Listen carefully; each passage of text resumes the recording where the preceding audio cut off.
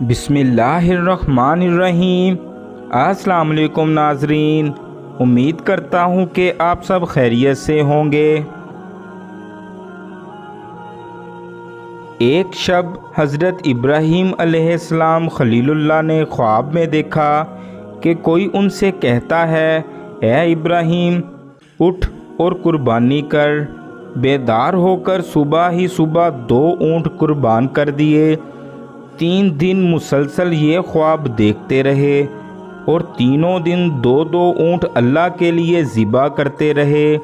چوتھی شب خواب میں حکم ہوا اپنے فرزند اسماعیل علیہ السلام کو خداوند قدوس کی راہ میں قربان کر۔ صبح حضرت سارہ خاتون سے اس خواب کا ذکر کیا۔ حضرت سارہ نے اللہ تعالیٰ کے حکم پر آپ علیہ السلام کے ارادے کی تائید کی۔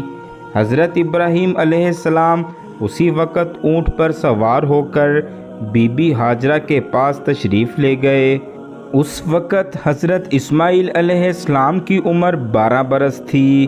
حضرت ابراہیم علیہ السلام نے بی بی ہاجرہ سے فرمایا کہ حضرت اسماعیل علیہ السلام کے سر میں کنگھی کر کے ان کے بال مشک اور عنبر سے دھو کر اور آنکھوں میں سرما لگا کر پاکیزہ کپڑے پہنا دیں۔ حضرت اسماعیل علیہ السلام کو اللہ تعالیٰ نے اپنی راہ میں قربان کرنے کا حکم دیا ہے۔ بی بی ہاجرہ رضی اللہ تعالیٰ عنہا نے نہایت صبر و تحمل سے کہا، خدا کا حکم ہے تو میں بھی اس کی رضا میں راضی ہوں۔ حضرت ابراہیم علیہ السلام حضرت اسماعیل علیہ السلام کو ساتھ لے کر جا رہے تھے تو راستے میں ابلیس سامنے آ گیا۔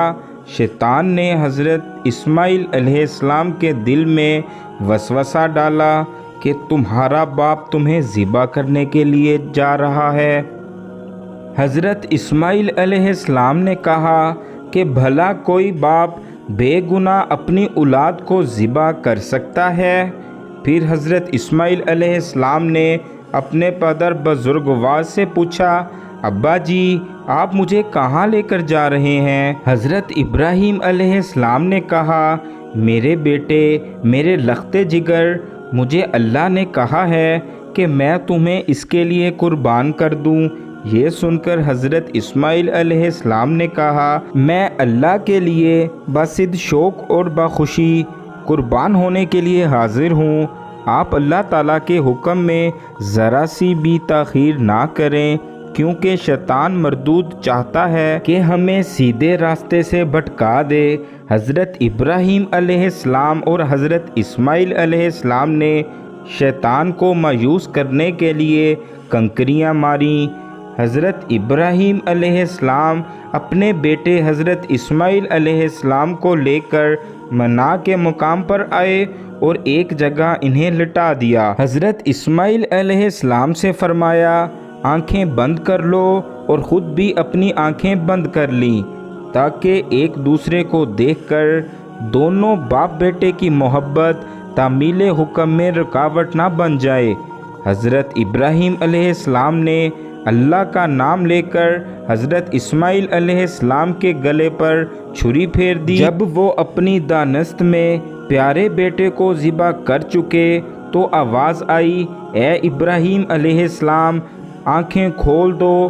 دیکھا کہ ایک تندرست دمبا ذبح کیا ہوا سامنے پڑا ہے۔ اللہ تعالیٰ نے پکارا، اے ابراہیم بے شک سچ کر دیا تو نے اپنے خواب کو۔ تحقیق اس طرح ہم جزا دیتے ہیں احسان کرنے والوں کو۔